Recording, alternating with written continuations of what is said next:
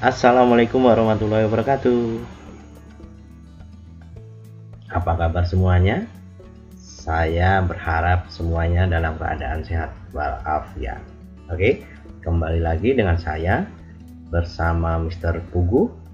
Dalam kesempatan kali ini saya akan memberikan materi bahasa Inggris khususnya untuk kelas 7 semester 1, yaitu mengenai untuk memperkenalkan subject object pronoun, ya, subject pronoun dan object pronoun. Nah, untuk memahaminya mari kita ikutin slide selanjutnya. Nah, sebelumnya kita harus belajar mengetahui apa itu noun dan apa itu verb. Noun artinya kata benda. Dalam kata lain, yaitu kata yang digunakan untuk memahami menamai orang, benda, hewan, tempat, dan konsep abstrak. Contohnya, table, meja, pen, pulpen, idea, ide, music, musik. Nah, ini maksudnya kata benda, ya, kata benda. Benda itu yang dapat kita lihat dan dapat kita pegang, ya. Tetapi di sini ada ide atau gagasan. Nah, ini adalah sesuatu yang abstrak. Nah, makanya di sini ada kata abstrak. Ide ini sesuatu yang dipunyai seseorang, ya, yaitu suatu benda tapi tidak terlihat. Nah, tapi ini dianggap benda, yaitu ide contohnya. Ada lagi musik. Musik ini tidak terwujud, ya, tapi bisa kita rasakan dengan, atau kita bisa dengar dengan telinga kita. Ada lagi contoh yang abstrak tapi dianggap benda. Udara, angin, ya, bau. Nah, seperti itu. Bau-bauan, wangi, itu kan, itu merupakan suatu benda abstrak, ya. Sesuatu yang abstrak tapi kita anggap benda. Nah, makanya di sini benda itu yang berwujud dan abstrak. Ada konsep abstrak. Nah, seperti itu, ya. Jadi kata benda itu, ya, contohnya yang berwujud ada meja, kursi, ya, ada mobil, ada rumah, ada mungkin gedung dan sebagainya.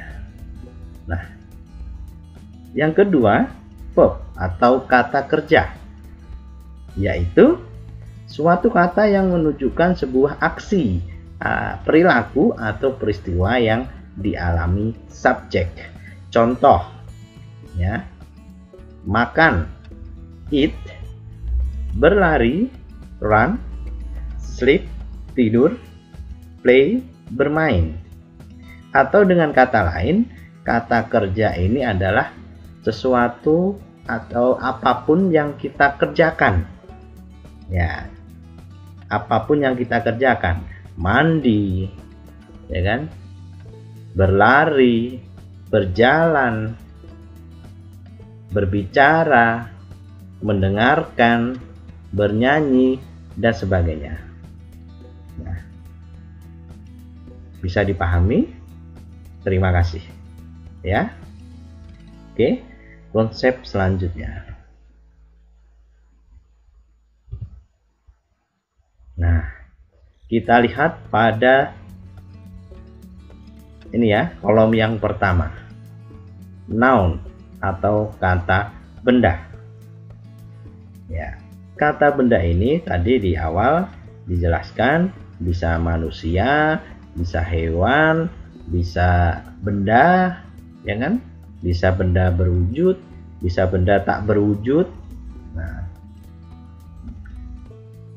dalam pembahasan kali ini kita akan membahas yaitu noun kata benda yang khususnya membahas tentang manusia atau orang, hewan, dan benda yang berwujud, ya.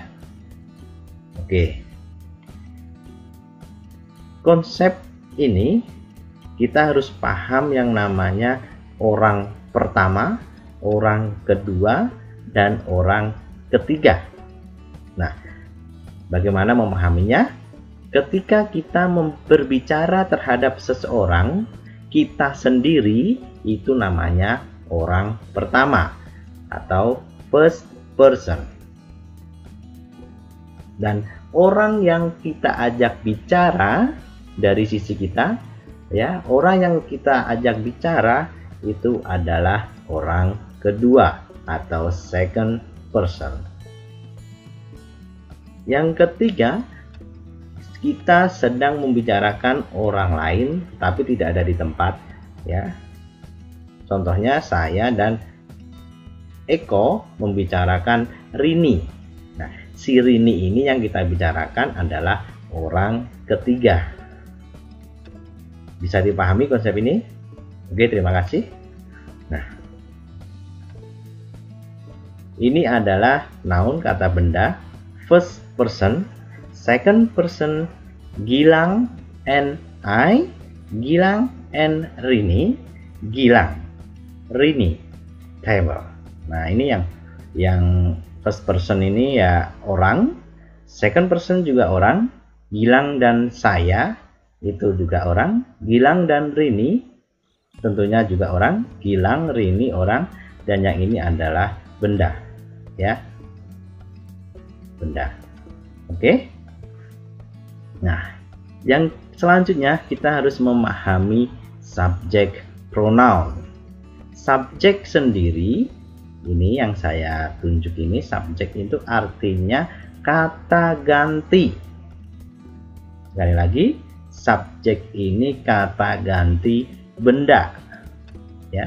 Subjek ini kata ganti benda, ya. Subjek pronoun maksudnya, maaf, subjek pronoun ini kata ganti benda, ya kan. Terus,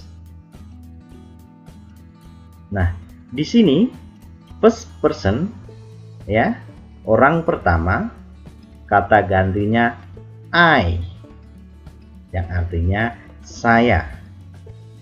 Second person, orang yang kita ajak bicara biasanya, ya, kita sebut dengan kamu, yaitu you. Terus Gilang dan saya, Gilang dan saya berarti bisa diganti dengan kita atau kami, yaitu we. Nah, Gilang dan Rini bisa kita ganti dengan mereka, yaitu dengan they, ya. Terus Gilang ini adalah orang laki-laki, ya, bisa diganti dengan dia atau he. Dalam hal ini artinya dia laki-laki. Oke, kita perlu ketahui bahwa di dalam bahasa Inggris dia itu bisa dia dalam konsep bahasa Indonesia itu sama laki-laki dan perempuan, tetapi dalam bahasa Inggris dia dibedakan antara laki-laki dan perempuan. Untuk dia laki-laki menggunakan he, dan Rini di sini diganti dengan dia perempuan, yaitu she. Nah, ini untuk table, ini adalah benda atau mungkin bisa hewan, ya, ya. Itu kata gantinya it. Nah, artinya dia untuk benda atau hewan, ya. Ini I, you, we, they, he, she, it itu jika kata gantinya sebagai subjek. Ya, sebagai subjek. Nah, bagaimana untuk objek? Ya, ini yang pronoun sebagai objek ya, objek pronoun, kata ganti sebagai objek. Kita ikuti. Jika I sebagai subjek, maka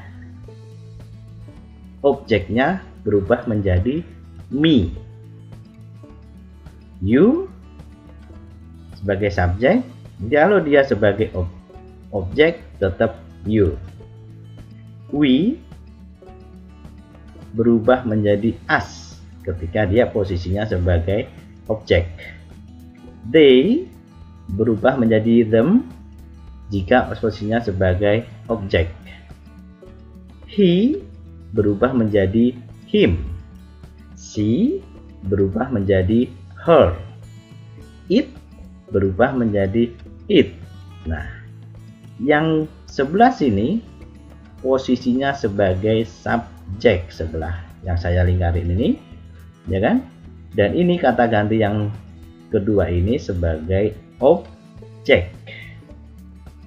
Untuk lebih jelasnya, coba saya akan memberikan verb atau kata kerja di antara subjek dan objek. Nah, saya beri kata love, suka ya, cinta. Nah, bagaimana menggunakannya? Saya menyukai kamu, saya cinta kamu.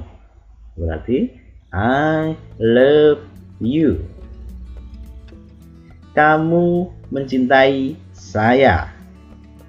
You love me. Kenapa bukan pakai I? You love I? Bukan. Karena saya, kamu mencintai saya. Karena saya di sini letaknya atau posisinya sebagai objek. Maka I, saya, menggunakan me. Kamu mencintai saya. Saya akan membuat kalimat yang lain. Mereka, ini ya, mereka mencintai saya. Mereka mencintai saya. Bagaimana kalimatnya? They love me. They love me. Ya. Saya akan membaliknya. Saya mencintai mereka. Bagaimana? I love them. Bukan I love they, bukan. Ya, I love them. Kenapa pakai them? Karena posisinya sebagai objek. Untuk subjek he, she, it, ini love-nya ditambah s, ya. Verb-nya ditambah s, ya. Dia laki-laki mencintai dia perempuan. Dia laki-laki mencintai dia perempuan. Bagaimana kalimatnya? He loves her. Sekali lagi, he loves her. Karena di sini sebagai objek, maka dia perempuannya berubah menjadi her, bukan he loves she, bukan. Bisa dipahami sampai sini? Terima kasih. Oke, saya mempunyai beberapa contoh kalimat, yaitu Rini loves me. Rini loves me. Rini mencintai saya. Di sini Rini nama orang, tetap ya. mencintai saya. Kenapa sayanya pakai me, bukan Rini loves I? Karena dia posisinya sebagai objek. Subject, verb, object. Selanjutnya, I love them. Saya mencintai mereka. I love them. Kenapa bukan I love they? Karena mereka di sini posisinya sebagai objek. Dan terakhir, he loves her. Dia laki-laki mencintai dia perempuan. Kenapa di sini her, ya kan? Bukan she, karena dia posisinya sebagai objek. He di sini tetap karena dia subjek, verb, objek. Bisa dipahami? Terima kasih. Nah, selanjutnya ya, saya mempunyai kalimat dalam bahasa Indonesia. Saya mempunyai kalimat dalam bahasa Indonesia yaitu mereka mengundang kita. Mereka mengundang kita. Nah, saya berharap setelah melihat video ini Anda semuanya paham. Tolong apabila sudah ketemu jawabannya, tulis dalam bahasa Inggris dan tulis di kolom komentar. Sekali lagi, jika sudah mempunyai kalimatnya dalam bahasa Inggris, tolong ditulis dalam komentar. Terima kasih. Sampai sini dulu pertemuan kali ini. Thank you for your attention. Wassalamualaikum warahmatullahi wabarakatuh. See you.